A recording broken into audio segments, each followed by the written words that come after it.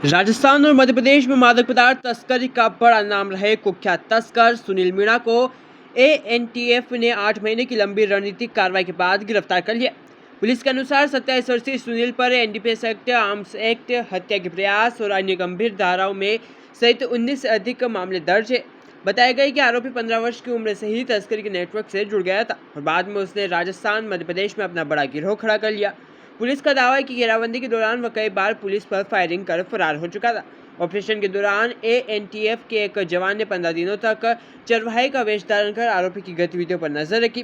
तकनीकी निगरानी और पुख्ता सूचना के आधार पर बारिश की रात उसके घर पर दबिश दी गई, जहां वह ड्रम के पीछे छिपा मिला। प्रारंभिक पूछताछ में उसने अपनी पहचान छिपाने की कोशिश की, लेकिन बाद में अपना नाम स्वीकार कर लिया। इस कार्रवाई में प्रतापगढ़ पुलिस ने भी अहम सहयोग दिया। फिलहाल पुलिस आरोपी से पूछताछ कर उसके पूरे तस्करी नेटवर्क और अन्य सहयोगियों की जानकारी जुटा रही है।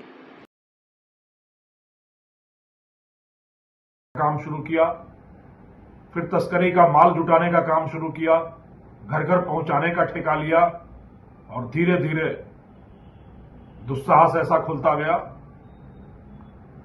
कि पुलिस से मुकाबला करके सही सलामत माल घर तक पहुंचाने का ठेका लेने वाला यह तस्कर धीरे धीरे तस्कर सम्राट बनता गया और राजस्थान का हर नामचीन कुख्यात तस्कर सुनील का सहयोग लेने से नहीं चूकता। माल का संग्रह करना, माल को ठिकाने तक सुरक्षित पहुंचाना, इन दोनों चीजों की जिम्मेदारी सुनील लेता रहा। कम से कम 4 ऐसे प्रकरण प्रकाश में आ चुके हैं जहां पुलिस से मुकाबला हुआ, फायर किया गया, कई पुलिसकर्मी घायल भी हुए और माल लेकर सुरक्षित भाग निकलने में सुनील कामयाब रहा। इतने बड़े नशे के आतंक के पर्याय सुनील की गिरफ्तारी को एक चुनौती के रूप में लेते हुए एनटीएफ ने एक नया ऑपरेशन नीलमणि शुरू किया और 8 महीने के भागीरथ प्रयास के बाद उसके अपने ही सुरक्षित मांग में घुसकर वहां से उसको दबोच लाने में एनटीएफ के लड़ाके जवानों को एक शानदार सफलता मिली। करीब 15 दिन से एनटीएफ का जवान गुप्त वेश देकर चरवाहे जैसी वेशभूषा में आसपास टोह लेता घूमा। वहां से कई महत्वपूर्ण सूचनाएं संग्रहित कर उसने यहां भेजी, जिनको तकनीकी और मानवीय रूप से विकसित कर यह सामने आया कि सुनील की पत्नी यदि वह आसपास के जंगलों में छुपा होता है तो उसके लिए खाना लेकर दिन में और शाम में खाना लेकर पहुंचाने जाती है। वह वृक्ष पर कहीं निशान लगा देता है, उसके गुर्गे वहां से खाना ले जाते हैं और वो घर का ही खाना खाता है। और इस बीच अगर कोई अनजाना आदमी दिख जाए तो उस पर सीधा फायर झोंकने से वो कभी गुरेज नहीं करते। इस कारण 2 दिन से वहां पर टीम टिकी थी, सुरक्षित मौके का इंतजार कर रही थी जंगल में धावा बोलने का। और जब कल शाम में खाना लेकर पत्नी नहीं गई और घर में किसी दावत जैसी तैयारी शुरू हुई तो माथा ठनका कि हो सकता है वो घर पर ही आए। और यह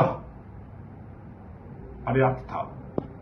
जब सुनील घर पर आया तो एनटीएफ की टीम को तो टोह लगी नहीं, पर जब यह विकसित हो गई सूचना कि वह घर पर ही है और तभी बारिश वरदान बनकर सामने आई।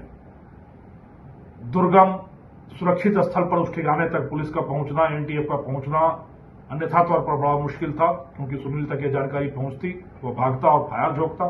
पर बारिश की ओट लेकर एनटीएफ के लड़के घर तक पहुंचे। दरवाजा खटखटाया तो वह एक ड्रम के पीछे रजाई ओढ़कर दुबका मिला।